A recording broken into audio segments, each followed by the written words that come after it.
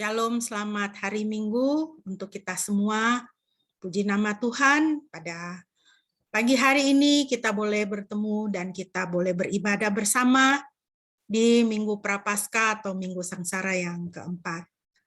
Mari kita mempersiapkan diri, kita akan beribadah kepada Tuhan. Kita naikkan pujian dari Nafiri Rohani 6 ayat 1 dan ayatnya yang kedua. Berhimpun semuanya menghadap Tuhan dan memuji Dia yang Maha Kasih.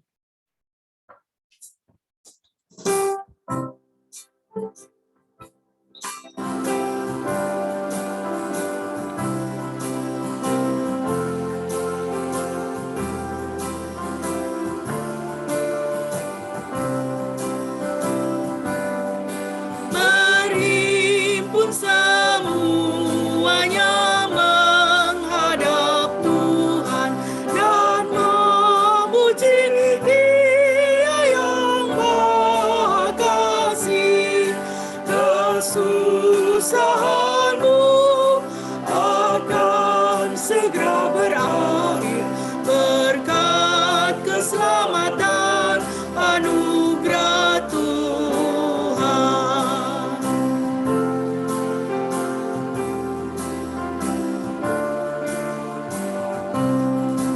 Hormati namanya dan ingatlah terus karya keselamatan yang dibuatnya. Naikkan syukur dan pujilah namanya dalam setiap saat kehidupanmu.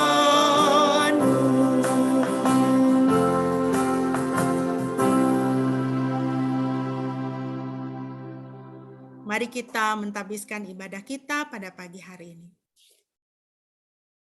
Ibadah kita pada pagi hari ini hanya boleh jadi di dalam nama Tuhan Tritunggal yang Kudus, Bapa, Putra, dan Roh Kudus. Kasih karunia-Nya menyertai kita sekalian. Haleluya.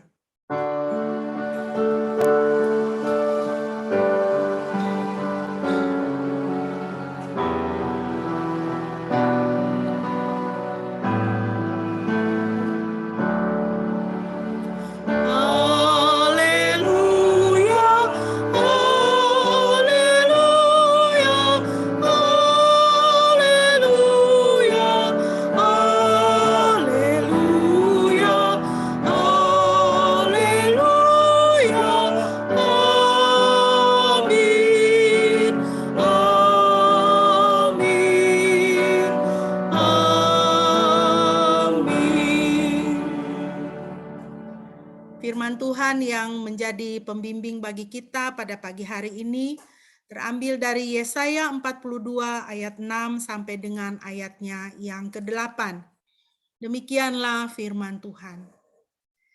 Aku Yahweh memanggil engkau di dalam kebenaran dan akan memegang tanganmu dan akan menjagamu dan menetapkan engkau sebagai perjanjian bagi manusia, sebagai terang bagi bangsa-bangsa, untuk mencelikkan mata yang buta, untuk melepaskan tawanan dari penjara, mereka yang duduk dalam kegelapan dari rumah tahanan itu.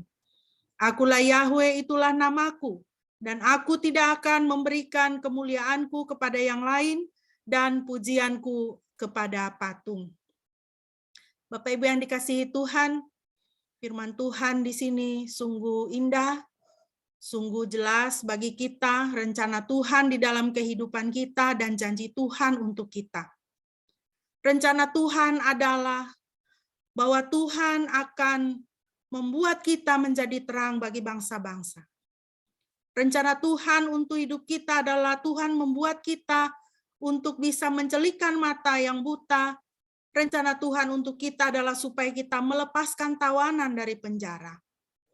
Janji Tuhan bagi kita adalah Tuhan menjaga dan Tuhan menopang hidup kita.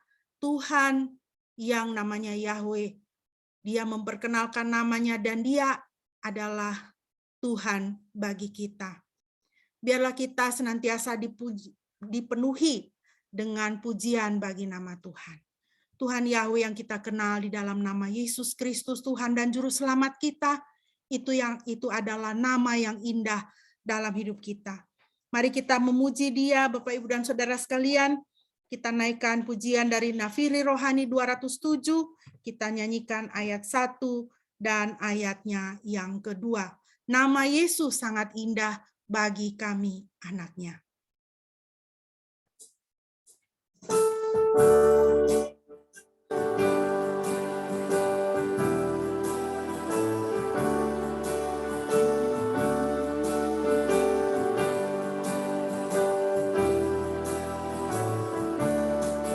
Nama Yesus sangat indah bagi kami anak-Nya. Nama Yesus beri damai bagi jiwa yang penat. Nama Yesus memberi rahmat bagi jiwa yang penat. Sekaliannya telah dipanggil dan dipimpin padanya.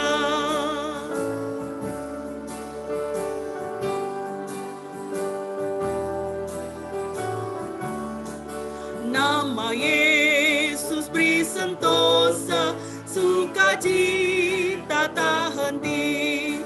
Nama Yesus terangi jiwa, meski gelap sekalipun. Nama Yesus memberi rahmat bagi jiwa yang penat. Sekalian yang telah dipanggil dan dipimpin padanya. Nama Yesus memberi rahmat bagi jiwa yang penat. Sekalian yang telah dipanggil dan dipimpin padanya.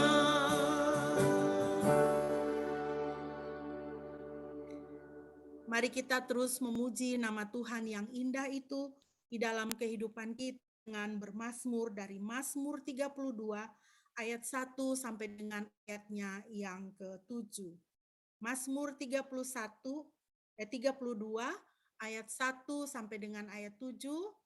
Silakan Shine bisa membaca untuk kita, dan kita di rumah kita bisa membaca bersama-sama dengan bersuara.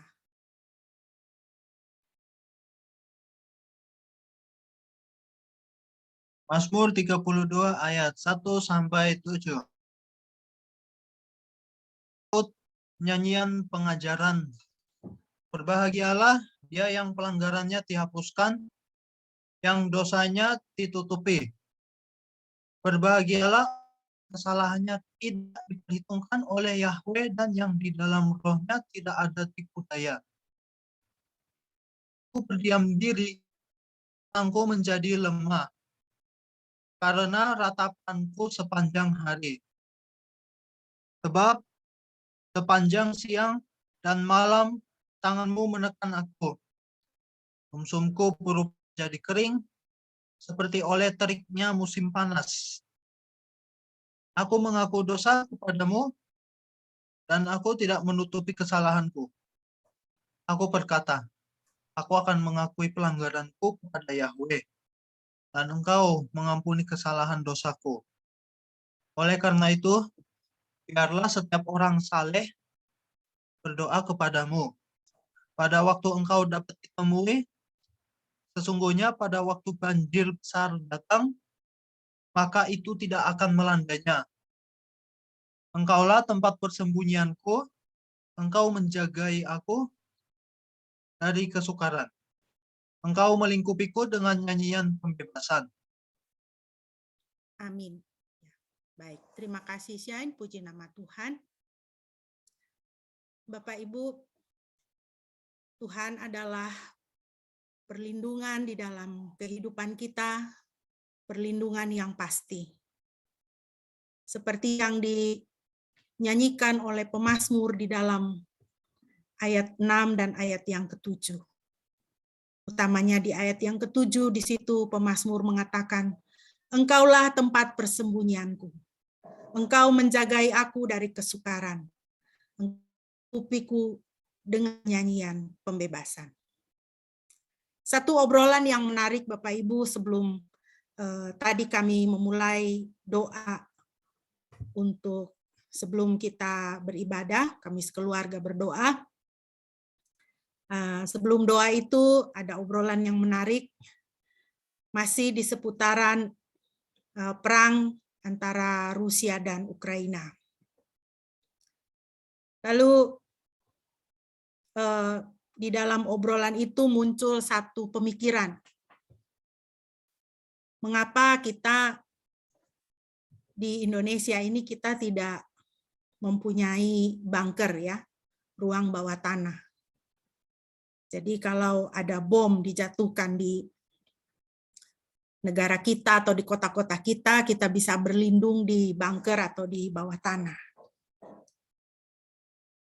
Kita tidak pernah berpikir seperti itu di Indonesia ya, ketika kita membangun rumah dan kita buat ruang bawah tanah atau buat bunker, tidak pernah.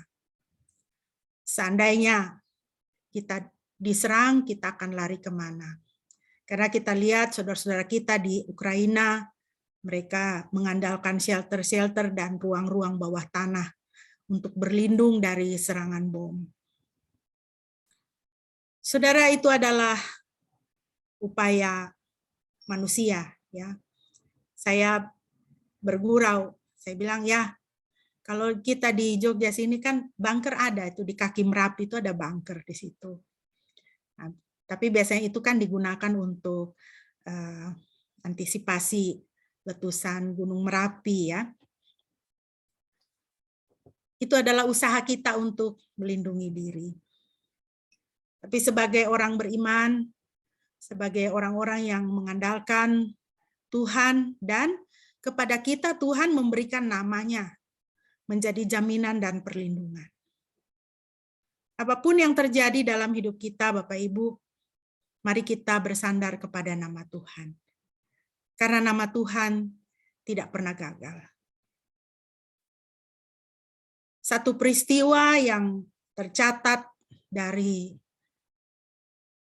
letusan Gunung Merapi tahun 2010 kalau tidak salah, atau sebelumnya ya, adalah 2 orang yang berlindung di bunker untuk menyelamatkan diri dari terjangan awan panas. Waktu itu mereka ditemukan juga meninggal dunia di dalam bunker karena terbakar karena terlalu panas. Awan panas itu terlalu panas. Usaha manusia ada batasnya, tetapi nama Tuhan tidak ada saingannya, tidak akan terkalahkan oleh apapun. Mari kita menyerahkan hidup kita kepada Tuhan, dan kalau sebentar kita akan merenungkan firman Tuhan, mari kita menyerahkan hidup kita bersandar pada kebenaran-kebenaran firman Tuhan. Karena Tuhan sendiri yang menjadi jaminan bagi kita. Bapak Ibu, kita mau menaikkan satu pujian sebagai persiapan bagi kita untuk mendengarkan firman Tuhan. Kita kembali menyanyi dari Nafiri Rohani 207, kita nyanyikan ayat yang ketiga saja. Nama Yesus menghiburkan bagi jiwa gelisah, penghiburan tersedia, muliakanlah namanya.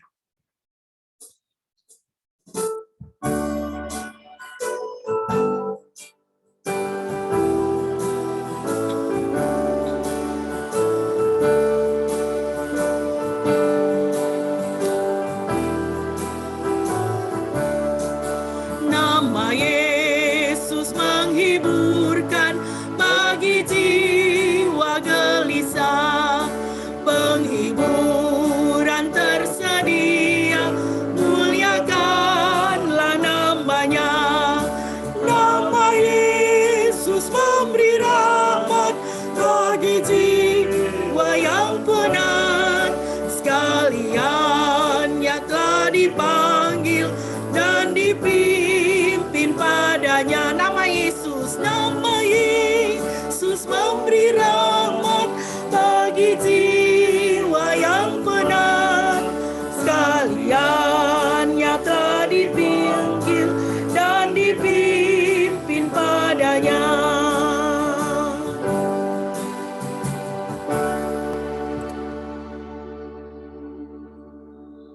Bapak Ibu, kita akan membaca firman Tuhan pada pagi hari ini, dan pembacaan kita terdiri dari ada 3 bagian pembacaan kita. Yang pertama adalah Matius pasal yang ke-5 ayatnya yang ke-4. Matius pasal yang ke-5 ayat yang ke-4 saya akan membacakan bagi kita. Demikianlah firman Tuhan. Berbahagialah orang yang berduka cita karena mereka akan dihibur. Puji Tuhan. Pembacaan yang kedua terambil dari Yesaya pasal 53 ayat 1 sampai dengan ayatnya yang ke-12. Yesaya pasal 53 ayat 1 sampai dengan ayat 12.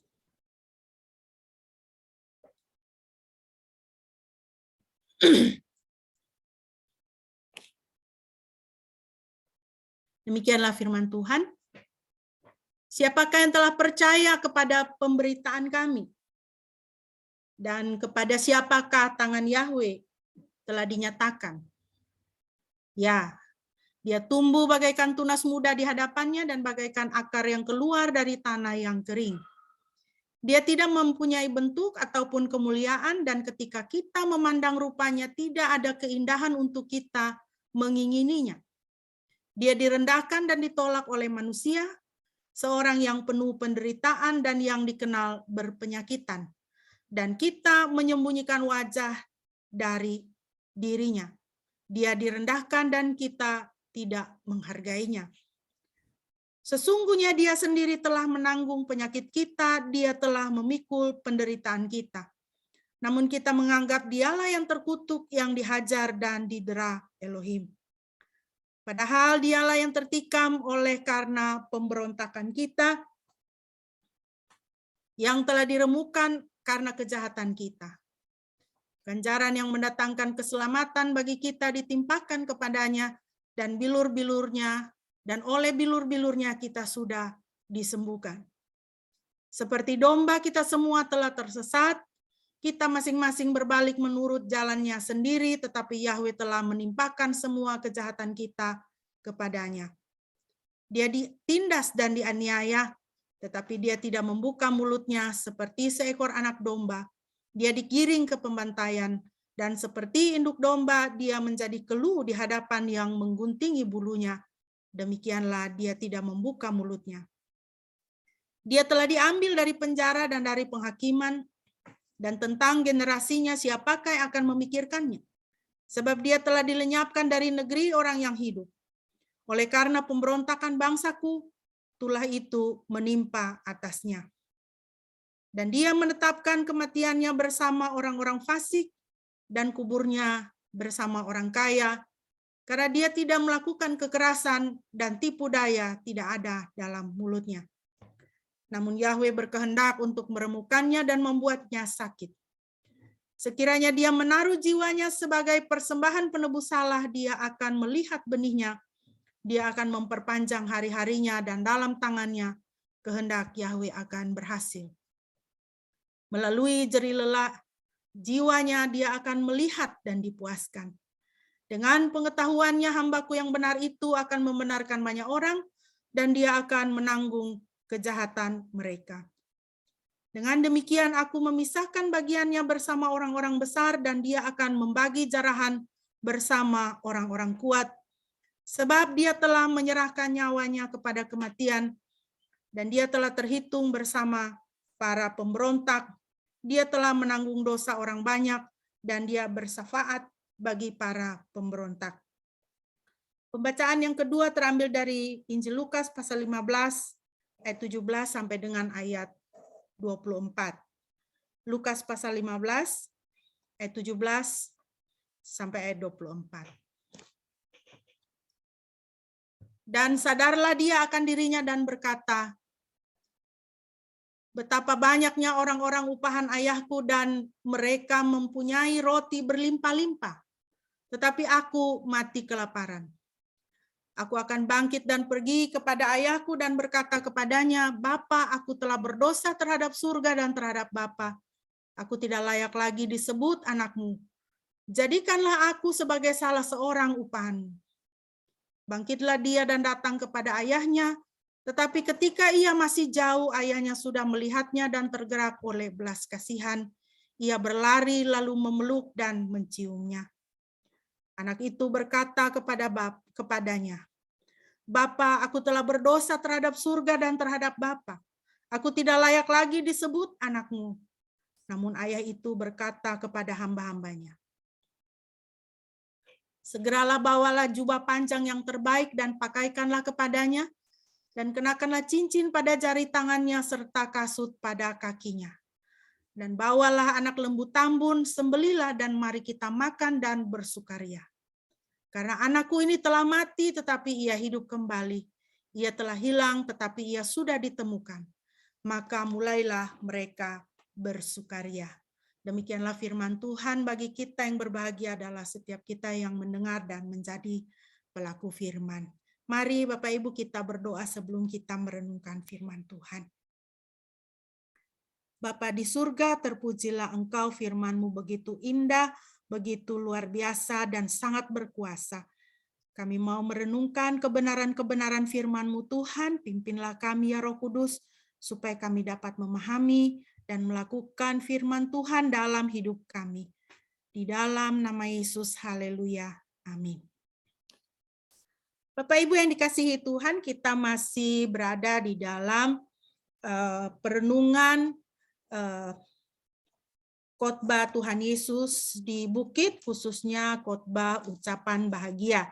Dan pada pagi hari ini kita sampai di dalam Matius pasal yang kelima, ayat yang keempat, butir yang kedua ya, dari khotbah ucapan bahagia Tuhan Yesus, yaitu berbahagialah orang yang berduka cita karena mereka akan dihibur. Bapak Ibu, duka cita artinya kesedihan yang mendalam, ya, bukan hanya sekedar rasa sedih, tetapi duka cita itu kesedihan yang sangat mendalam yang bisa berlangsung lama, ya. Dan kita semua tahu bahwa duka cita adalah bagian dari kehidupan kita di bumi ini. Siapa orangnya kita yang tidak atau belum pernah berduka cita? Kita semua pasti sudah merasakan dan mengalami ada duka cita dalam kehidupan kita. Khususnya dalam masa pandemi ini ada duka cita yang sudah kita alami dan mungkin sampai dengan saat ini kita masih dalam proses ya menjalani duka cita kita. Tetapi dalam kita menjalani duka cita kita, karena kita kehilangan orang-orang yang kita kasihi oleh karena pandemi ini, oleh karena COVID-19 ini, dan oleh karena sebab musabab penyakit lainnya, misalnya, atau hal-hal yang menyedihkan lainnya yang terjadi, Tuhan izinkan, cara kita berduka cita harus cara Alkitab ya Bapak Ibu ya. Kita boleh berduka cita, tetapi jangan berduka cita seperti orang yang tidak mengenal Tuhan. Kita boleh berduka cita, tetapi jangan seperti orang yang tidak berpengharapan. Dan kita harus ingat janji firman Tuhan. Ya, kalau selama di bumi ini kita masih mengalami duka cita dan ya tidak akan terelakkan, kita tidak tahu nanti di depan ini masih ada duka cita apa lagi yang akan kita alami, kita tidak tahu. Ya, tetapi janji firman Tuhan di surga tidak ada duka cita. Ya, Wahyu 21 ayat 3 dan 4. Dan aku mendengar suatu suara nyaring dari surga yang mengatakan, lihatlah tabernakel Elohim ada bersama manusia. Dan dia akan berdiam bersama mereka dan mereka akan menjadi umatnya. Dan Elohim sendiri akan ada bersama mereka sebagai Elohimnya. Dan Elohim akan menghapus setiap air mata dari mata mereka.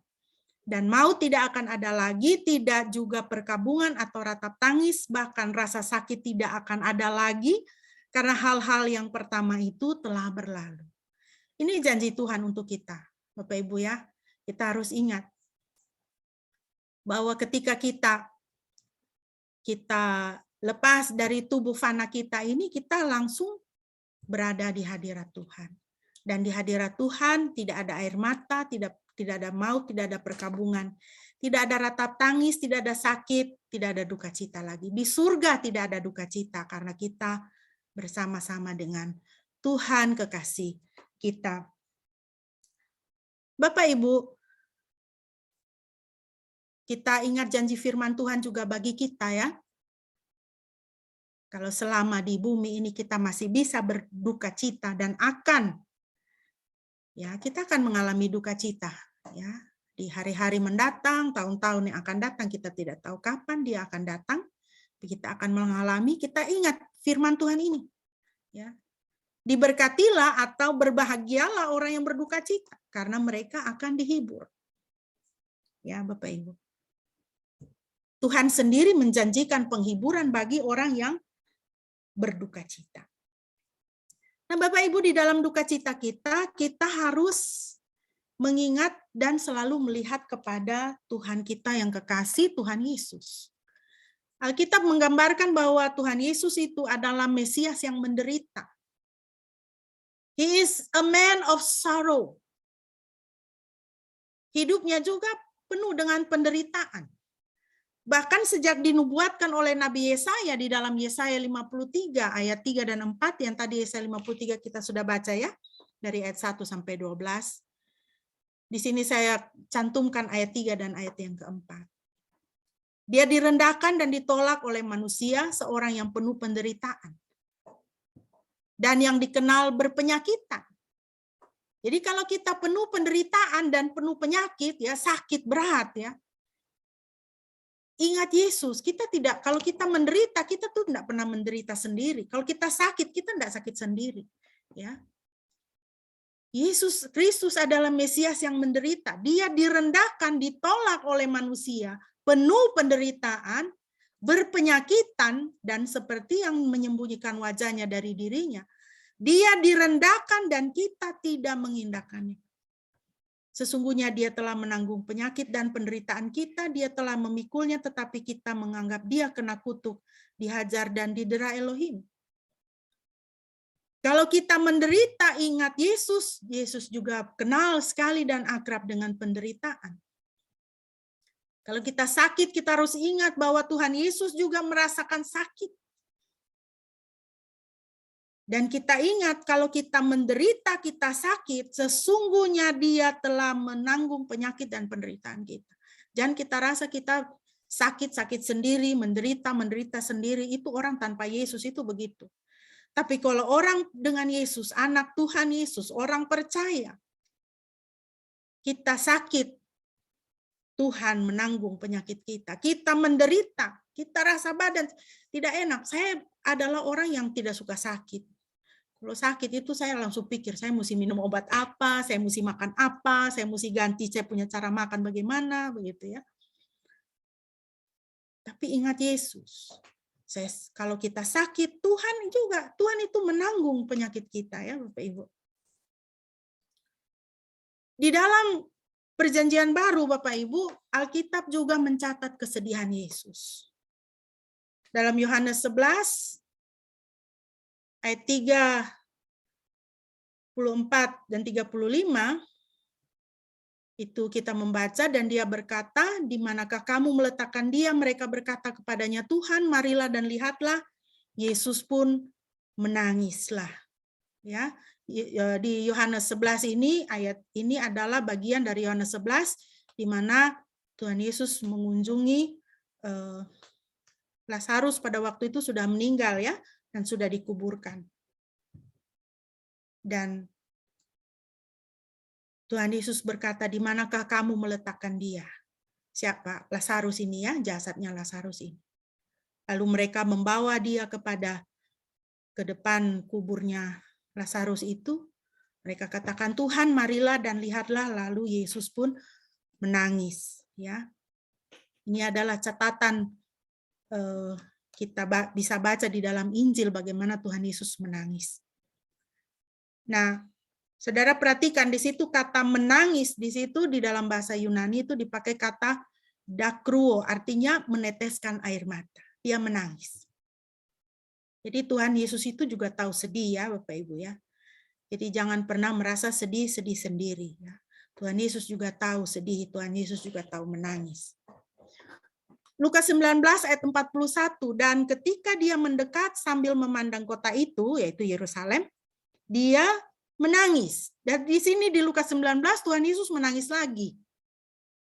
Dia menangis lagi. Ini adalah Lukas 19 ini menjelang masa sengsara yang akan Tuhan Yesus jalani untuk naik ke atas kayu salib ya. Dia menangis lagi. Tetapi Bapak Ibu perhatikan di sini kata Yunani yang dipakai di situ adalah klaio. Bukan dakruo. Dakruo tadi di atas dia meneteskan air mata ya. Tapi klaio itu dia meratap. Dia bukan hanya sekedar menangis tapi dia meratap. Dia terisak. Dia meratapi Yerusalem, dia terisak menangisi Yerusalem pada waktu itu. Ya. Nah, Bapak Ibu, mari kita melihat di dalam Lukas 23 ayat 28, nanti kita akan tahu mengapa Tuhan Yesus meratapi Yerusalem ya. Di dalam Lukas 23 ayat 28 itu Tuhan Yesus berseru. Ya, ini pada waktu Tuhan Yesus sedang berjalan memikul salibnya, lalu di pinggir-pinggir jalan itu para wanita menangisi dia.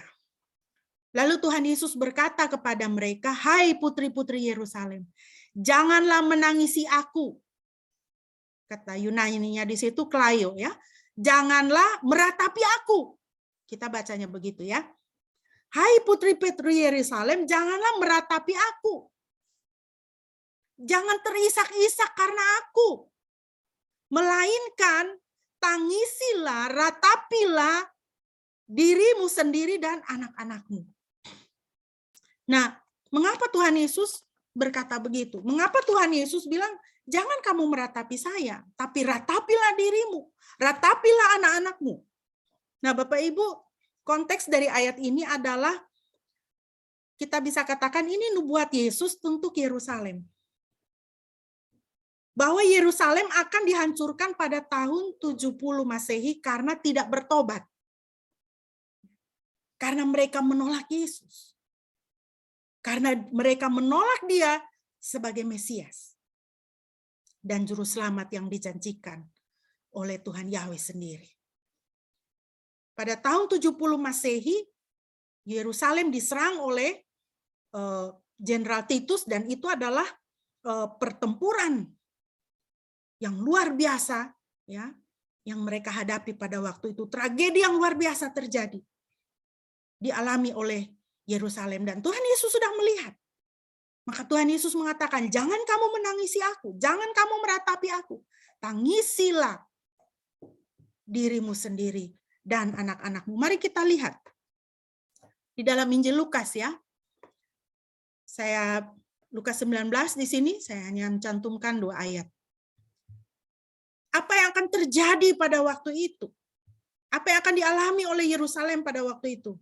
Firman Tuhan katakan, sebab hari-harinya akan datang atasmu dan para pembencimu akan memasang berkeliling kubu-kubu terhadapmu dan mengepungmu serta mengimpitmu dari segala jurusan dan mereka akan meruntuhkan kamu dan anak-anakmu yang ada bersamamu dan tidak akan meninggalkan padamu sebuah batu di atas sebuah batu karena engkau tidak mengetahui saat lawatan bagimu. Karena engkau tidak mengetahui saat lawatan bagimu. Engkau tidak mengakui Mesias yang sudah dijanjikan, yang datang kepadamu, yang sudah melawat engkau, engkau tidak mengakui. Maka akan datang atasmu hari-hari di mana pembencimu ya, akan berkepung, mengepungmu dari segala jurusan, mengimpitmu, meruntuhkan kamu dan anak-anakmu. Sampai tidak ada satu batu yang bisa, ada satu batu di atas satu batu. Semua rubuh, semua runtuh. Di dalam penyerangan Jenderal Titus tahun 70 Masehi itu, bait suci diruntuhkan. Bait suci yang kedua itu diruntuhkan. Bapak Ibu, ini adalah satu tragedi yang luar biasa.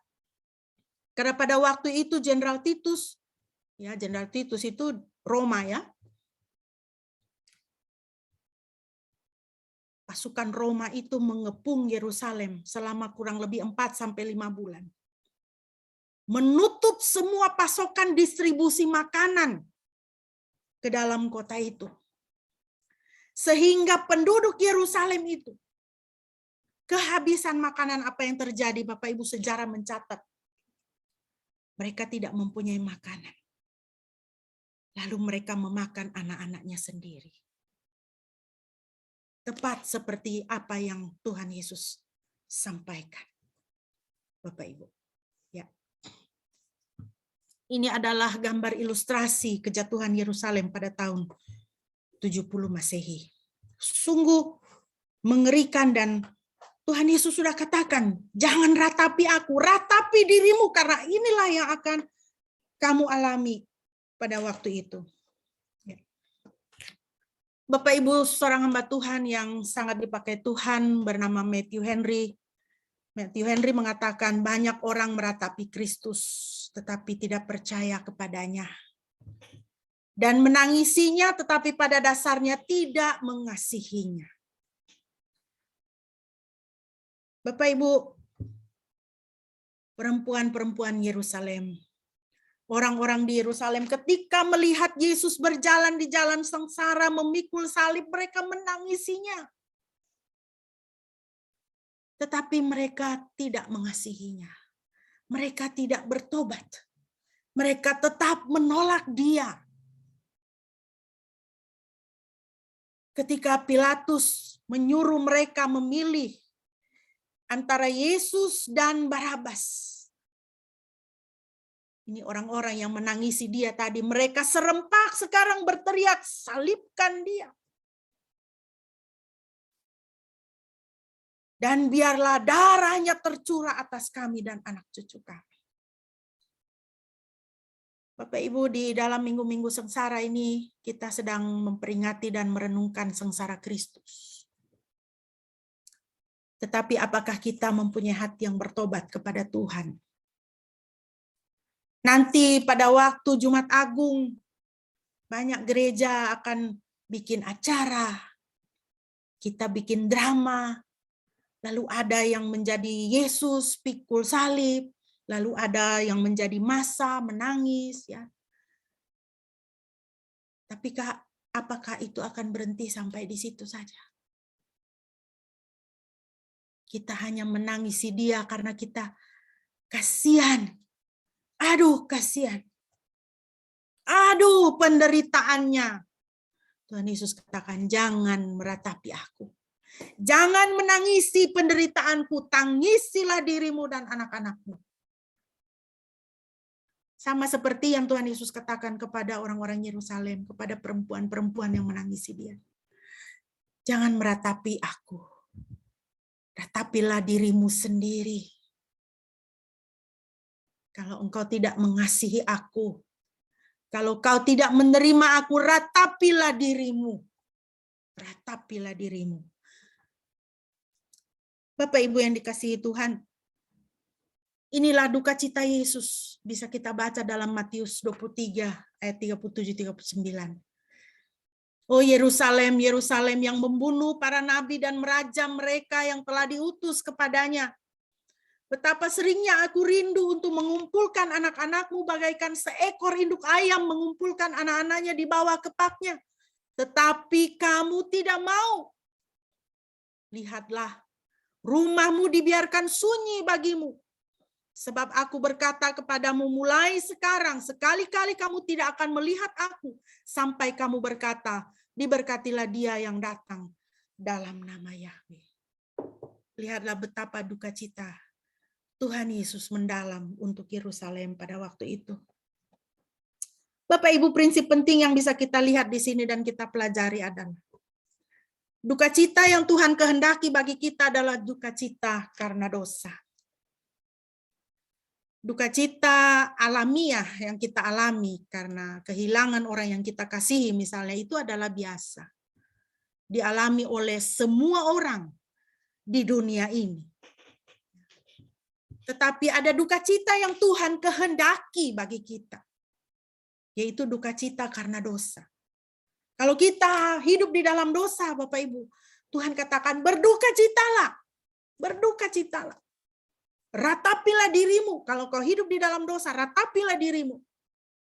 Jangan mendiamkan dosa, tetapi ratapi dan bertobat. Karena dosa sudah pasti mendatangkan penghukuman. Seperti contoh yang kita lihat pada pagi hari ini dialami oleh Yerusalem dengan kehancurannya. Jadi Bapak Ibu, Tuhan itu menghendaki pertobatan. Ya. Next. Tuhan menghendaki pertobatan. Yehezkiel 33 ayat 10-11. Dan engkau, hai anak manusia, katakanlah kepada keluarga Israel, beginilah kamu berbicara dengan mengatakan, sesungguhnya pelanggaran-pelanggaran kami dan dosa-dosa kami ada pada kami. Dan kami dibuat merana di dalamnya. Ya, dosa itu tidak akan mendatangkan damai sejahtera, Bapak Ibu. Dosa itu akan membuat kita merana, sengsara. Dan kami dibuat merana di dalamnya. Lalu bagaimanakah kami dapat hidup? Firman Tuhan, katakanlah kepada mereka, demi aku yang hidup, beginilah firman Tuhan Yahweh. Aku tidak berkenan atas kematian orang jahat, kecuali orang jahat itu berbalik dari jalannya, supaya dia dapat hidup. Berbaliklah. Berbaliklah dari kelakuanmu yang jahat. Ya, mengapa kamu harus mati, hai keluarga Israel? Tuhan kita adalah Tuhan kehidupan, Bapak Ibu. Tuhan yang tidak menghendaki kematian orang jahat. Tetapi Tuhan yang menghendaki supaya orang jahat itu berbalik dari jalannya. Supaya orang berdosa itu bertobat, berbalik dari jalannya. Maka dia akan hidup. Nah, Bapak Ibu yang dikasihi Tuhan. Ada tiga ratapan dosa dan 3 hal yang harus kita bertobat. Yang pertama, ratapi dosa dan bertobat dari dosa-dosa leluhur kita yang diwariskan kepada kita. Keluaran 20 ayat 5 firman Tuhan katakan, engkau tidak boleh bersujud kepada mereka, berhala-berhala ya, patung-patung berhala, dan tidak boleh beribadah kepada mereka karena akulah Yahweh, Elohimmu, Elohim yang cemburu, yang memperhitungkan kesalahan bapak kepada anak-anaknya, kepada generasi ketiga dan pada yang keempat dari orang-orang yang membenci aku. Bapak Ibu, jangan kita bangga, ya. Jangan kita bangga, jangan kita diam-diam kalau kita dengar-dengar cerita, wah, ini kita punya leluhur, ini kakek kita, ya dulu zaman Belanda itu, wah ilmunya hebat, ya. Belanda tembak tidak mati, Jepang bacok tidak mati, ya, punya ilmu kebal, ya. Jangan kita bangga, Bapak Ibu. Ya. Jangan kita bangga, jangan kita kalau leluhur kita tuh dukun besar. Ya. Punya perjanjian dengan siluman kerbau lah, dengan siluman harimau lah. Ya. Jangan bangga, jangan hebat. Itu berarti apa? Leluhur kita itu terikat dengan kuasa gelap, menyembah berhala dan tidak menyembah Tuhan. Firman Tuhan katakan apa? Aku akan memperhitungkan kesalahan bapak kepada anak-anaknya, kepada generasi ketiga dan keempat dari orang-orang yang membenci aku. Kalau leluhur kita hidup di dalam dosa, Bapak Ibu, jadi dukun besar kita, ini dia punya keturunan, ini kita hidup di bawah kutuk. Karena setan itu dia pegang. Ya. Leluhur kita itu menjadi hamba setan, budak setan, dia akan mengklaim.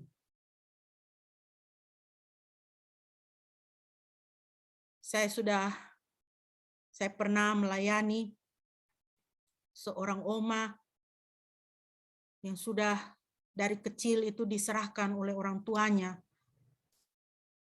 kepada setan, Bapak Ibu ya. Di akhir hidupnya tidak bisa mati. Susah matinya. Ya. Selalu lihat setan. Selalu lihat setan, berteriak-teriak terus. Disuruh sebut nama Yesus, tidak bisa.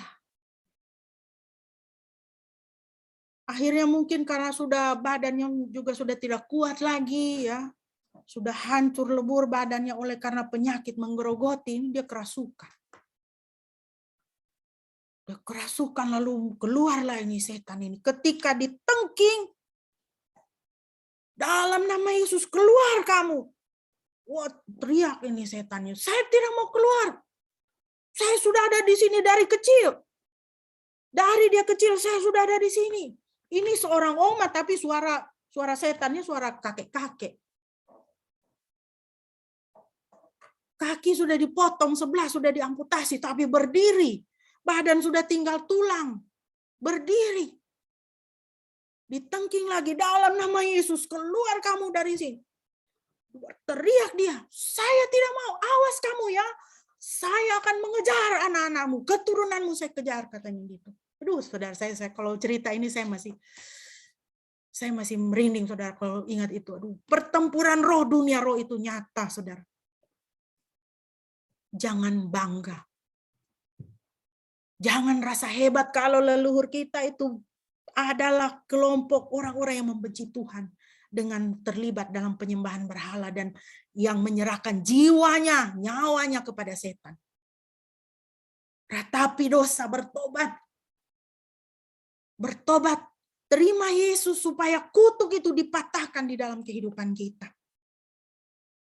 Supaya kita dilepaskan dari keturunan hamba setan menjadi hamba Tuhan. Haleluya. Yang kedua, Bapak Ibu, ratapi dosa. Yang kedua, ratapi dosa dan bertobat dari dosa dalam pikiran, perkataan, dan perbuatan. Ratapi itu. Dan bertobat dari dosa dalam pikiran, perkataan, dan perbuatan. Matius 26 ayat 75. Maka teringatlah Petrus akan apa yang dikatakan Yesus kepadanya. Sebelum ayam berkokok, engkau telah menyangkal aku 3 kali.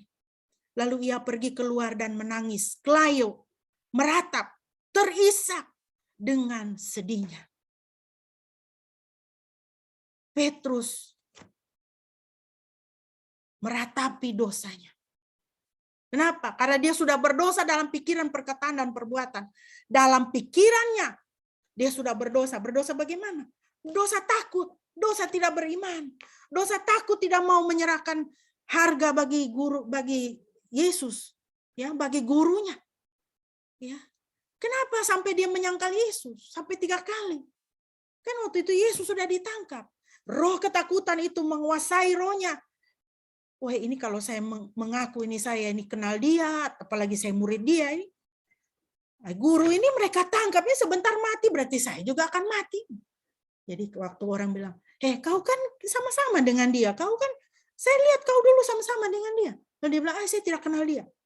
Saya tidak kenal dia, saya tidak kenal dia. 3 kali dia menyangkal Tuhan. Dia berdosa di dalam pikirannya, lalu perkataan dan perbuatan yang berdosa. Dia menyangkal Tuhan 3 kali. Kita punya dosa pikiran, perkataan, perbuatan. Ratapi, Bapak Ibu, bertobat. Terutama ini dosa dalam pikiran, ya. Kalau perkataan dan perbuatan ini kadang-kadang kita masih bisa tahan-tahan diri, ya. Tapi dosa dalam pikiran, kita belum berbuat, kita baru pikir saja, pikir jahat saja kita sudah berdosa. Ini benar-benar ini manusia ini memang lemah, hanya debu. Ya. Matius 5:28. Tetapi aku berkata kepadamu, setiap orang yang memandang perempuan serta menginginkannya sudah berzina dengan dia di dalam hatinya. Ini kalau bicara standar Tuhan, ini standar Tuhan di Alkitab ini paling tinggi, Bapak Ibu. Tidak ada di tempat-tempat lain standar seperti ini. Kau belum berbuat, kau coba baru pikir saja. Kau baru pikir jahat, kau sudah berbuat. Kau sudah berdosa dalam pikiran. Kau lihat uang banyak, kau pikir, bagaimana saya bisa dapat uang itu, ya? Belum kau curi, baru di dalam hati saja. Kau sudah berdosa di dalam pikiran. Ratapi, bertobat, serahkan kendali pikiran kepada Roh Kudus. Supaya dijaga dari berdosa di dalam pikiran. Pelanggaran di dalam hati. Ratapi, dan bertobat. Ya. Yang ketiga, Bapak Ibu, ratapi dosa dan bertobat dari apa? Dari natur kita orang berdosa. Roma 5:12. Sebab itu sama seperti dosa telah masuk ke dalam dunia oleh satu orang dan oleh dosa itu juga maut, demikianlah maut itu telah menjalar kepada semua orang karena semua orang telah berbuat dosa. Bapak Ibu, firman Tuhan katakan apa? Dosa telah masuk ke dalam dunia oleh satu orang, dan oleh dosa itu juga maut. Dosa masuk ke dalam dunia oleh Adam, dan dengan itu maut juga menjalar kepada semua orang. Bapak Ibu, tidak ada satu manusia lahir ke dalam dunia ini bersih di dalam pandangan Tuhan. Kita keturunan Adam dan Hawa, manusia pertama yang memberontak kepada Tuhan tanpa alasan, tidak taat kepada Tuhan tanpa alasan. Tuhan sudah sediakan semua di dalam Taman Eden. Tidak berkekurangan hidup mereka. Tetapi menyerahkan hati mengikuti rayuan, bujukan, tipu daya daripada si setan. Akhirnya melawan Tuhan, melupakan firman Tuhan. Hati-hati Bapak Ibu ya, kalau lupa firman Tuhan itu gampang jatuh ke dalam dosa. Adam dan Hawa, leluhur kita yang pertama. Maka kita ini keturunannya ini, kita ini mewarisi itu dosa asali itu. Natur kita adalah orang berdosa. Kita tidak bisa tidak berbuat dosa. Itu orang berdosa. Orang yang masih diikat oleh kuasa dosa. Itu natur kita. Natur kedagingan jasmani kita ini. Tidak bisa tidak berbuat dosa. Tapi kalau anak Tuhan, orang tebusan Tuhan, Roh Kudus ada di dalam hati, di dalam hidup, kita bisa tidak berbuat dosa. Nah, begitu. Dengan pertolongan Roh Kudus. Masih bisa jatuh ke dalam dosa, masih bisa, tetapi bisa tidak berbuat dosa. Bersama dengan Tuhan. Bukan kuat, bukan gagah, tapi oleh Rohku, kata Tuhan. Ya. Bapak, Ibu yang dikasihi Tuhan, firman Tuhan mengingatkan kepada kita dan menyampaikan kepada kita upah dosa. Ulangan 28 ayat 15. Bapak Ibu silakan baca ayat 15 sampai ayat 68 nanti ya. Ayat 15, dan akan terjadi apabila engkau tidak mendengarkan suara Yahweh Elohimmu dengan memelihara sambil melakukan semua perintahnya dan ketetapan-ketetapannya yang aku perintahkan engkau pada hari ini, maka segala kutuk ini akan datang kepada engkau dan menimpa engkau. Lalu ayat 16 sampai 68, Bapak Ibu bisa baca itu segala macam kutuk ada di situ. Terkutuklah sapimu, terkutuk kambingmu, terkutuk bakulmu, adonanmu, rahimmu, dan segala macam penyakit darah dan segala macam. Ngeri, Bapak Ibu. Dosa itu mendatangkan kutuk. Roma 6 ayat 23. Sebab upah dosa ialah maut, tetapi karunia Elohim ialah hidup yang kekal di dalam Kristus Yesus. Tuhan kita, haleluya, terpujilah Tuhan. Ya. Upah dosa dalam 2 Petrus 2 ayat 9-10. Maka nyata bahwa Tuhan tahu menyelamatkan orang-orang saleh dari pencobaan dan tahu menyimpan orang-orang jahat untuk disiksa pada hari penghakiman. Bapak Ibu, orang kalau hidup di dalam dosa, Tuhan simpan. Tuhan simpan untuk disiksa pada hari penghakiman, firman Tuhan katakan. Hah? Jadi bertobatlah supaya engkau keluar dari tempat penyimpanan itu. Tempat penyimpanan untuk disiksa pada hari penghakiman. Tuhan tahu menyimpan orang-orang jahat untuk disiksa pada hari penghakiman, dan khususnya mereka yang menuruti keinginan kedagingan dalam keinginan kecemaran dan yang memandang rendah pemegang kekuasaan. Para penantang yang keras kepala itu tidak gentar ketika menghujat kemuliaan. Ini adalah orang-orang yang jahat yang akan disimpan oleh Tuhan untuk disiksa pada hari penghakiman. Kalau kita selalu menuruti keinginan kedagingan, menuruti keinginan kecemaran, Tuhan simpan untuk disiksa pada hari penghakiman. Kalau kita memandang rendah pemegang kekuasaan, di dalam terjemahan baru dikatakan menghina, memandang rendah pemerintahan Allah, dikatakan di situ. Menghina, memandang rendah pemerintahan Tuhan. Ya. Penantang keras kepala, tidak gentar ketika menghujat kemuliaan, menghujat surga. Ini adalah orang-orang jahat yang akan disimpan Tuhan untuk disiksa pada hari penghakiman. Bapak Ibu, hari-hari ini Kita lihat ya, kita lihat di media sosial. Bagaimana manusia mulai berani menantang surga. Menantang pemerintahan Allah. Menantang pemerintahan Tuhan. Memandang rendah pemegang kekuasaan. Ngeri saudara kalau kita menantang langit dan kita berkata, Tuhan saja tidak bisa buat saya jadi miskin. Itu memandang rendah pemegang kekuasaan. Memandang rendah pemerintahan Tuhan. Ngeri saudara kalau kita berani berkata, langit itu saya yang pegang. Ada remote-nya. Ada AC besar di langit itu, remote-nya saya yang pegang. Saya yang menentukan. Ya, kapan hujan, kapan kering. Itu memandang rendah kekuasaan. Kekuasaan surga. Hati-hati Bapak Ibu. Kita jadi manusia ini harus tahu diri di hadapan Tuhan.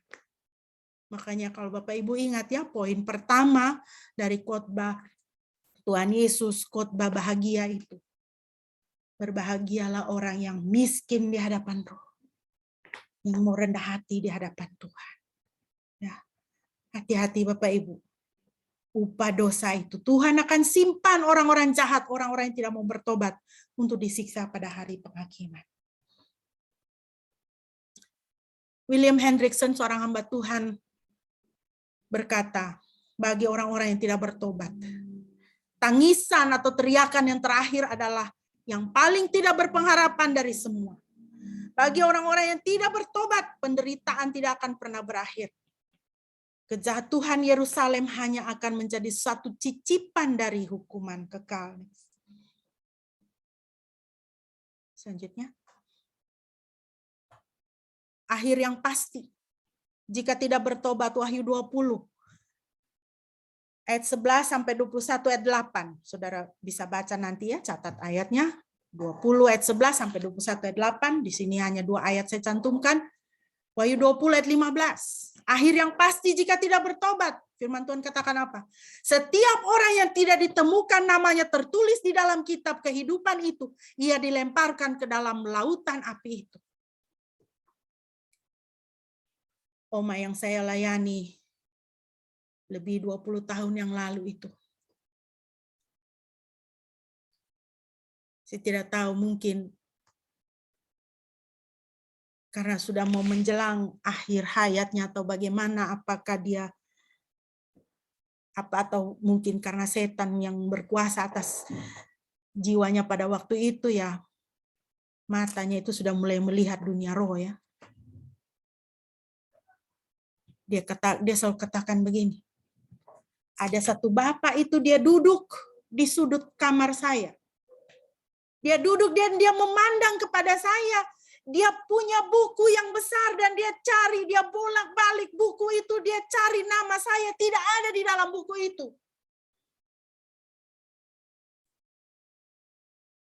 Pada waktu itu, saudara saya tuh umurnya masih 23 ya, masih umur sama dengan Cora.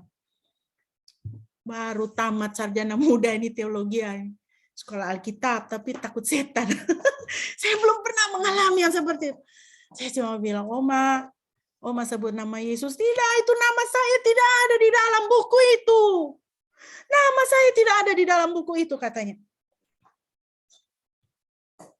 Saudara, bertahun-tahun kemudian ketika saya mendapati ayat ini, setiap orang yang tidak ditemukan namanya tertulis di dalam kitab kehidupan. Dia dilemparkan ke dalam lautan api itu. Baru saya, jangan sampai ini tempo hari ini, Oma ini dia lihat ini. Ini firman Tuhan katakan ada kitab kehidupan yang mencatat nama kita di dalam. Kalau tidak ada nama kita di situ, kita dilempar ke dalam lautan api. Itu adalah akhir yang pasti jika kita tidak bertobat. Wahyu 21 ayat 8. Tetapi orang-orang penakut, orang-orang yang tidak percaya, orang-orang keji, orang-orang pembunuh, orang-orang sundal, para pesinat, tukang-tukang sihir, penyembah-penyembah berhala, dan semua pendusta. Orang yang berani berkata, Tuhan saja tidak bisa membuat saya miskin, itu adalah pendusta. Orang yang berani berkata, langit itu ada di tangan saya, itu adalah pendusta. Saudara kalau masih suka baca-baca ramal, ya toh, baca-baca sio apa percaya, ya. Saudara lahir sio apa, oh saya ini sio kelinci, ini saya memang lemah lembut seperti kelinci, gitu ya. Wah, saya ini sio kuda, ini saya ini kuat seperti kuda. Saudara menyembah berhala, saudara hati-hati, saudara ya. Saudara hati-hati, jangan sampai namamu tidak ada dalam kitab kehidupan. Mereka akan mendapat bagian mereka di dalam lautan yang menyala-nyala oleh api dan belerang. Inilah kematian yang kedua. Saudara jangan main-main dengan dosa ya. Tuhan kita itu Tuhan yang Maha Kudus. Ya, standar tinggi. Dengan kemampuan kita tidak bisa. Tidak bisa kita mencapai standar Tuhan. Ya. Kenapa? Karena kalau kita belum terima Yesus, kita belum akui dia, akui karya pengorbanannya, akui dia juru selamat. Ya. Kita ini orang yang celaka, saudara. Kenapa? Natur dosa itu tidak bisa tidak berbuat dosa. Ya. Orang yang tidak terima Yesus itu tidak bisa tidak berbuat dosa dan dia akan dilemparkan ke dalam lautan api. Dalam kematian yang kedua. Ya. Mari kita lihat teladan anak bungsu dalam Lukas pasal 15. Ayat 17-19, dan ketika menyadari dirinya dia berkata, betapa banyaknya orang-orang upahan ayahku. Mereka berlimpah roti, tapi aku sedang mati kelaparan. Dia sadar dosa, dia ratapi keadaannya. Aduh, hina sekali aku ini. Sengsara sekali aku ini, aku sedang mati kelaparan. Setelah bangun aku akan pergi kepada ayahku dan berkata kepadanya, Bapa, aku telah berdosa terhadap surga dan di hadapanmu, dan aku tidak layak lagi disebut anakmu. Jadikanlah aku sebagai salah seorang upahanmu. Dia meratapi dosanya, dia meratapi keadaannya yang miskin, yang sudah hancur, yang habis-habisan, tidak punya masa depan di tengah-tengah babi. Mati kelaparan. Lalu dia bangun. Aku akan pergi kepada Bapakku. Aku akan minta ampun dosa. Aku akan berharap kepada kemurahan Bapakku. Biarlah, aku tidak usah jadi anak lagi. Aku jadi upahan juga tidak apa-apa. Karena jadi upahan juga aku bisa makan di rumah Bapakku. Ya. Next. Kita selanjutnya lihat apa yang dialami oleh si anak bungsu ini. Lukas 15 ayat 22-24 menunjukkan kepada kita upah untuk orang yang berduka dan bertobat. Yang berduka atas dosanya ya, yang meratapi dosanya dan bertobat. Firman Tuhan katakan apa? Tetapi ayah itu berkata kepada hamba-hambanya, lekaslah, bawa kemari jubah yang terbaik. Pakaikanlah itu kepadanya dan kenakanlah cincin pada jarinya dan sepatu pada kakinya. Dan ambillah anak lembu tambun itu, sembelilah dia dan marilah kita makan dan bersukacita. Sebab anakku ini telah mati dan mendapat hidup kembali dan menjadi hidup kembali, ia telah hilang dan didapat kembali. Maka mulailah mereka bersukaria, puji nama Tuhan. Upah untuk orang yang berduka dan bertobat adalah apa? Dipulihkan, dimuliakan, diangkat, dikembalikan hidupnya. Dia tadi mati, sudah hidup kembali. Dimuliakan, dihargai, ditinggikan. Haleluya. Bapak Ibu, sebagai penutup mari kita menaikkan pujian ini. Sambil kita datang kepada Tuhan dengan penuh penyerahan. Kita katakan kepada Tuhan, di depan mata Yesus kubuka kehidupanku. Kita datang dengan kerendahan hati. Tuhan, aku mau berduka atas dosaku. Aku mau meratapi dosa-dosaku. Aku mau membuka kehidupanku, isi hatiku Tuhan. Pulihkan aku. Tuhan sudah memulihkan si anak bungsu. Pulihkan aku juga Tuhan. Tuhan, Engkau mempermuliakan si anak bungsu, muliakanlah aku juga Tuhan. Bapak Ibu, mari kita menaikkan pujian ini bersama-sama. Sambil kita mengarahkan hati kita kepada Tuhan. Kita naikkan ayat yang pertama dan kedua. Dan setelah itu kita akan berdoa. Lalu kita akhiri dengan ayat yang ketiga. Di depan mata Yesus, kubuka kehidupanku. Haleluya.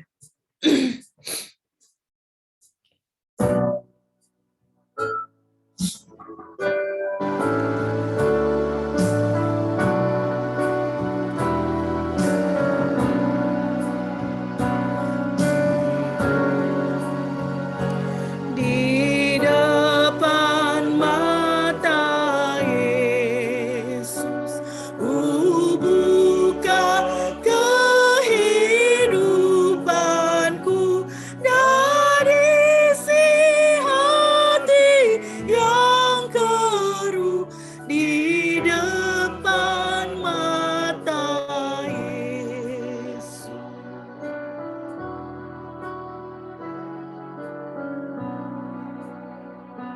Di depan mata Yesus, ku datang miskin dan penat, menanggung hutangku berat.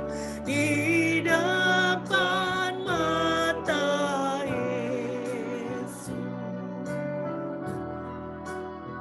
Volumenya dikurangi dengan lembut, tetap mainkan pujian ini. Mari Bapak Ibu berdoa demikian. Ucapkan doa ini bersama-sama dengan saya, mainkan musik dengan lembut. Di depan mata Yesus kita berdoa demikian. Bapa dalam surga, saya datang menghadap hadirat-Mu. Saya mengaku padamu saya orang berdosa dan saya tidak hidup sesuai kehendak-Mu. Saya mengakui darah kudus putra-Mu Yesus Kristus yang telah mati untuk menebus dosa-dosaku. Ampunilah saya demi putra-Mu Yesus Kristus, Tuhan dan Juru Selamat. Lepaskanlah saya dari kutuk dosa dan maut. Terpujilah Engkau Tuhan. Dalam nama Yesus saya berdoa. Amin. Di depan mata Yesus yang suci belaka apinya, kulihat cahaya sayangnya. Haleluya. Di depan mata Yesus yang suci belaka apinya. Haleluya. Kulihat cahaya sayangnya di depan mata Yesus. Sekali lagi kita nyanyikan pujian ini, kita menyembah Tuhan yang suci apinya, matanya penuh dengan cahaya sayang.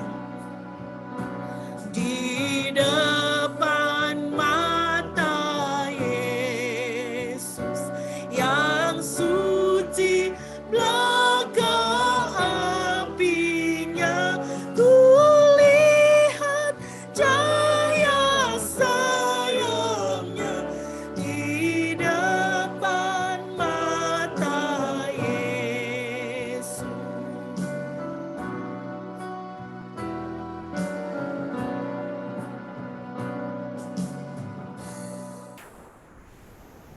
Amin. Kiranya Bapak Ibu boleh diberkati. Mohon kesediaan Bapak Pendeta untuk memimpin kita dalam doa respon dan doa syafaat boleh diakhiri dengan doa Bapa kami.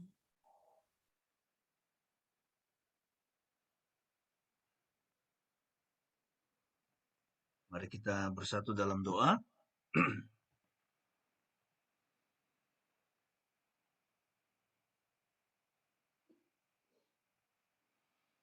Bapa dalam surga, kami bersyukur untuk firman-Mu pada pagi hari ini kembali mengingatkan kami betapa pentingnya kami untuk hidup benar dan kudus di hadapan-Mu, dan senantiasa memandang Yesus, supaya kami hidup dalam kekudusan, hidup dalam kesucian, oleh karena Engkau Tuhan yang adil, Engkau Tuhan yang tidak bisa bersentuhan dengan dosa dan kenajisan. Engkau mau kami hidup dalam kekudusan. Namun kami menyadari bahwa kami ini adalah manusia yang lemah, kami ini adalah daging, dan kami tidak mungkin bisa hidup kudus, kecuali Engkau sendiri yang memberikan kekuatan dan memampukan kami.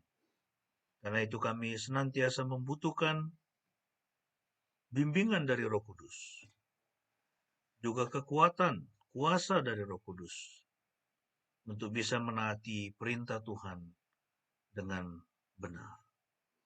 Terima kasih Tuhan buat firman-Mu, kiranya menjadi berkat bagi setiap kami.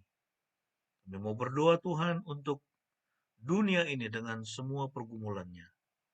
Engkau melihat apa yang terjadi sekarang di Ukraina, peperangan yang sudah menimbulkan begitu banyak kerusakan. Juga begitu banyak orang yang mati terbunuh sia-sia.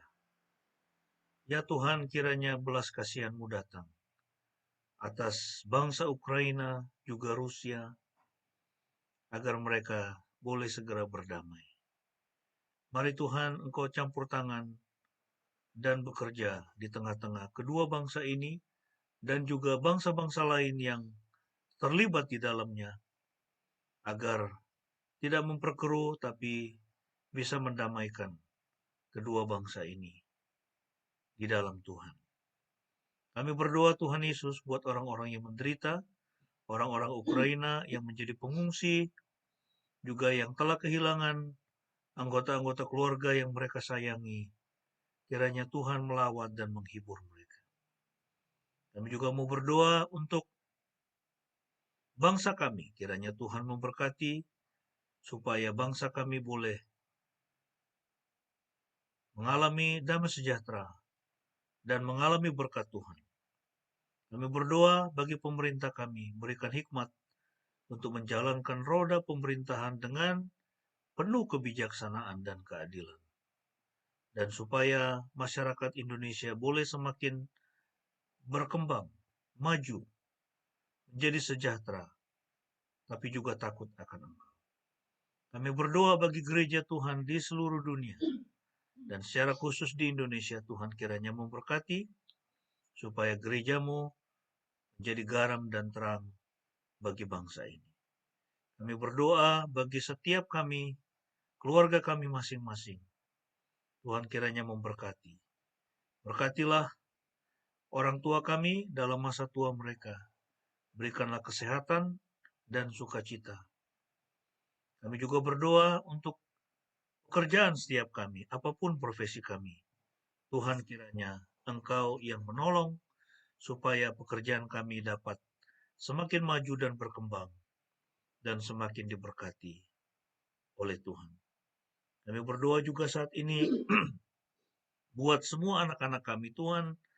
Kiranya Tuhan Engkau menolong, supaya mereka dapat belajar dengan baik, dapat menempuh pendidikan mereka dengan baik, dengan hasil yang baik, dan pada waktunya mereka bisa mendapatkan pekerjaan yang terbaik di dalam kehidupan mereka. Kami saat ini juga teringat untuk Bu Debi yang besok akan operasi gigi. Kami berdoa kiranya Tuhan Engkau menolong, Engkau memberkati dokter yang akan melakukan tindakan operasi, dan juga para perawat serta semua peralatan yang dipakai. Kiranya Tuhan memberkati, sehingga boleh mendatangkan kesembuhan yang sempurna bagi bagian gigi yang mengalami gangguan. Terima kasih Tuhan, Engkau memberkati Bu Debi dan memberikan kekuatan kepadanya menjalani tindakan operasi besok. Saat ini Tuhan, kami mau berdoa juga untuk kami masing-masing, apapun pergumulan kami, apapun yang menjadi harapan-harapan kami, kerinduan kami. kiranya Tuhan menjawabnya. Terima kasih Tuhan, terpujilah nama-Mu. Kami bersyukur untuk firman-Mu dan juga untuk kekuatan yang Kau berikan bagi setiap kami.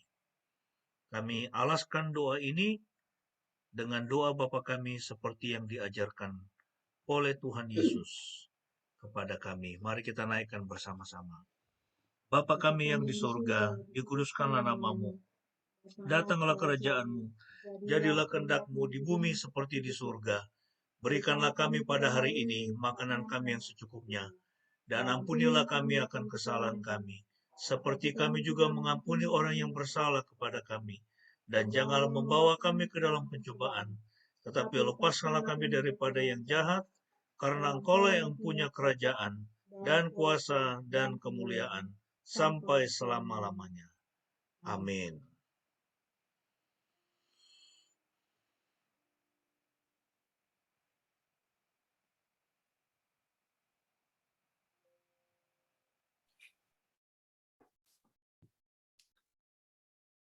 Bapak Ibu, mari kita menyanyikan pengakuan iman kita seperti yang terdapat di dalam Nafiri Rohani 24.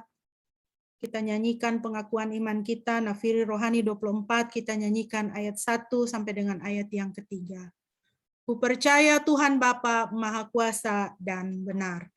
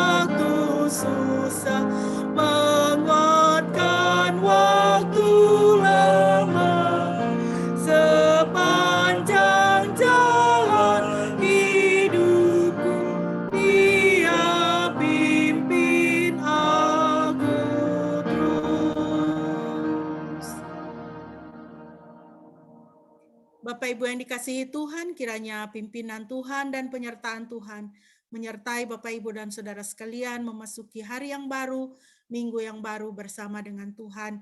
Terimalah berkat Tuhan.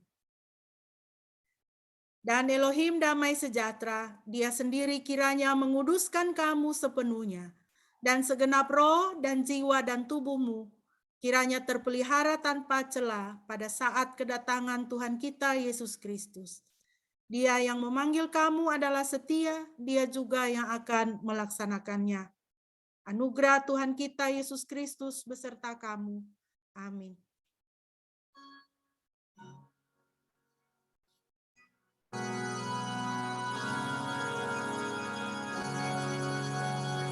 Pujilah Halik semesta, sumber segala kurnia, surga dan bumi puji terus Sang Bapa, Putra, Roh Kudus.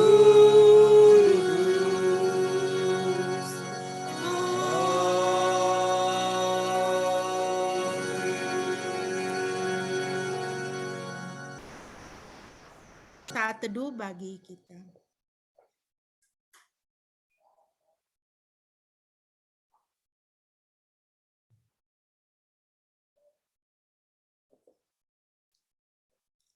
Amin. Demikian Bapak Ibu, ibadah kita pada pagi hari ini telah selesai. Tuhan Yesus memberkati semuanya. Shalom, salam Ibu Metan. God bless you. God bless you semuanya.